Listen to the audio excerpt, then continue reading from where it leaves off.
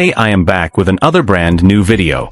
After Fever head coach Stephanie White delivered a fiery message to her critics, telling them everybody else can go to hell, the reaction was immediate. Social media exploded, fans were divided, and one major question started taking over the conversation. You're watching the Clark Update, so sit back, stay with us, and let's get into this. What happens when a WNBA coach looks straight at the criticism surrounding her team and essentially says, "Enough is enough"? That is exactly what happened with Indiana Fever head coach Stephanie. Will win.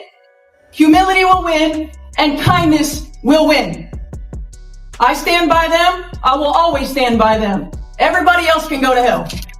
Okay, well, this is what happens when I told you guys. I mean, they brought it on themselves, and this head coach is no better. She's refused to stand up for biological truth, as we both know. This is the head coach of Sophie Cunningham and Caitlin Clark, just so you have the proper context. She's had enough. She's telling the internet to go to hell, but remember, they refuse to stand up for truth. They've allowed the media essentially to bully them into these questions. They could have shut it down from day one. They failed to do so. Now she wants to throw a tantrum and expect us to, I guess, have some type of sympathy. No. After days of intense criticism surrounding the Fever, Stephanie White stepped in front of the media and delivered one of her strongest statements of the season. She talked about unity. She talked about protecting her players. She talked about love, grace, and standing together. And then she dropped the line that instantly sent social media into overdrive. Everybody else can go to hell. But here's where the story takes an unexpected turn. Because while some fans were furious with Stephanie White, pre-game goes on an unhinged tirade calling out the fans. If you're critical of her, you can go to hell. If you don't think she stands up for her players, you can go to hell. If you don't like how she responded to Dejanay Carrington clotheslining Sophie Cunningham, you can go to hell. If you think her comments after that incident took place was a little bit less than favorable, you can go to hell. Stephanie White tells us exactly how she feels about those who are critical of her. She calls us fearmongers. Controversy began after a highly emotional Indiana Fever, Chicago Sky matchup involving Sophie Cunningham and Dejanay Carrington. Carrington was ejected after a hard foul on Cunningham, which was later upgraded to a flagrant 2. After the game, criticism quickly spread over Stephanie White's initial comments about the incident. Some people believed White had not been strong enough in defending her own player. That criticism grew online. And soon, the discussion wasn't simply about one basketball play anymore. It became a debate about leadership, loyalty, and whether White had properly stood behind the players she coaches. Then things escalated. White found herself facing criticism from fans and commentators, while the Fever were simultaneously trying to focus on their season. And instead of quietly allowing the controversy to continue, White decided to address it head-on. Ooh, this is crazy. It might be over for real, for real. Head coach of the Indiana Fever, Stephanie White, was just viciously booed by thousands of fans at home in Indiana. Thousands of fans booed her during player and coach intros when her name was announced as the Indiana Fever head coach. She was booed out of the building to the point where Indiana Fever team president Kelly Crosskopf had to come in and make a statement. Caitlin Clark had to make a statement. This is bad. This is nasty. They had to talk about it after the game. During her pre-game remarks, White made it clear that she wasn't going to let outside criticism divide her team. She emphasized that the Fever were united and that she would continue standing behind her players. She also acknowledged that she hadn't initially seen the entire replay of the controversial play, but after reviewing it, she described the incident much more strongly. Then came the moment everyone was waiting for. White essentially drew a line between her team and the people attacking it. Her message was simple. You can criticize me. You can criticize the team. But I'm still going to stand with my players. And then came the unforgettable sentence. Everybody else can go to hell. The room immediately had a completely different atmosphere. This wasn't a carefully polished corporate statement. This was emotional. This was personal. And it was clearly coming from someone who believed her players were being unfairly targeted. White then left without taking questions. And that decision only made the moment more dramatic. Before I do a question about the game, I presume both of you have seen what your head coach said before the game now? Yeah. I've been made aware. Okay. What did you think about the things she had to say, and why do you think she decided now was the time to do that? I talked to Steph earlier in the day too, and I think we forget a lot of times, like, we're human and she has feelings, and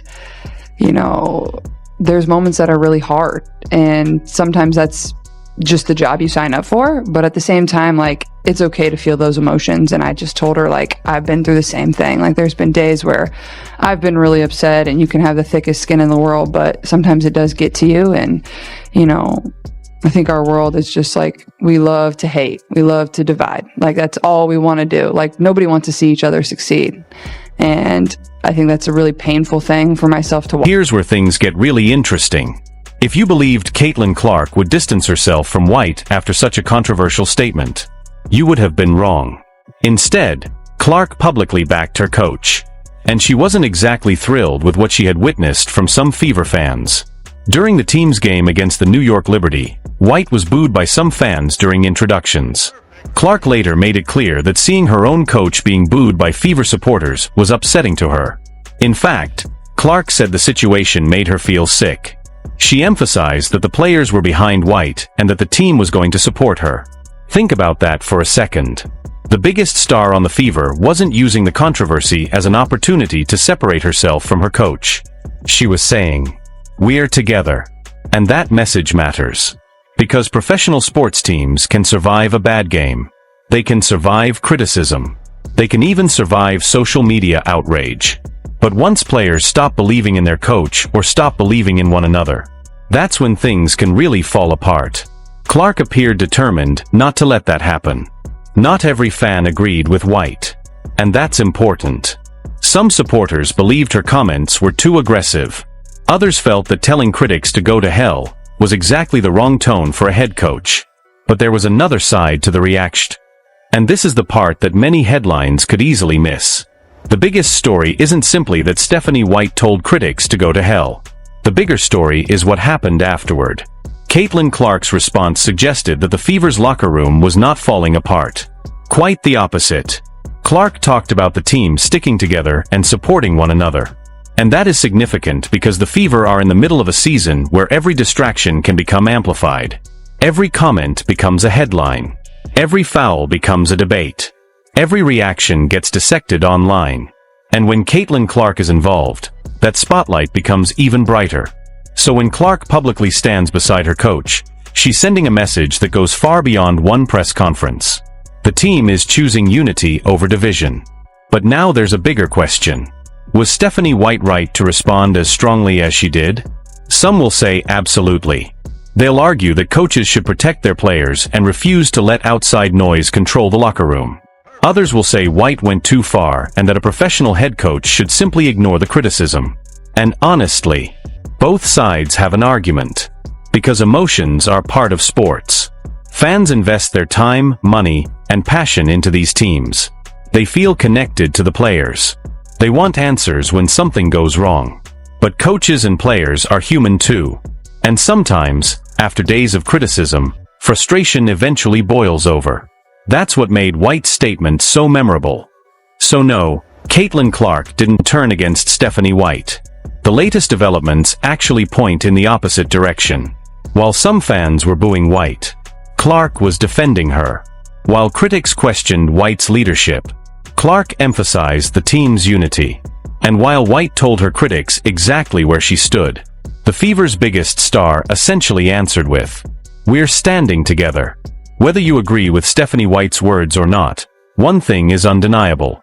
This Indiana Fever team has become one of the most closely watched teams in women's basketball. Every controversy creates another conversation. Every game creates another headline. And every Caitlin Clark reaction seems to become a story of its own. So now the question isn't simply whether fans agree with Stephanie White. The question is, can the Fever turn all of this noise into fuel on the basketball court? Because if Clark and her teammates fend her players this aggressively, or should she have handled the criticism differently? Let us know in the comments. And if you want to follow what happens next with Caitlin Clark and the Indiana Fever, stay tuned. And that brings us to the question everyone seems to be asking right now. Was Stephanie White right to finally push back? Because whether you agree with her choice of words or not, one thing is impossible to ignore. The pressure surrounding the Indiana Fever has become enormous. Every game is analyzed. Every decision is debated. Every foul becomes a social media argument. And every time Caitlin Clark steps onto the court, millions of eyes are watching. But in the middle of all that noise, Stephanie White made one thing very clear: she believes in her players. Her go-to-hell comment may have shocked some fans, but it also revealed just how protective she is of the people inside her locker room. And then Caitlin Clark's response added another layer to the entire situation. Instead of creating more distance, Clark showed support for her coach. That matters. Because teams aren't built only through wins and losses. They're built through trust. They're built when players know their coach has their back. They're built when teammates refuse to let outside criticism tear them apart. And right now, that appears to be the message coming from inside the Fever. But here's the interesting part. The fans aren't going anywhere. They're going to keep debating.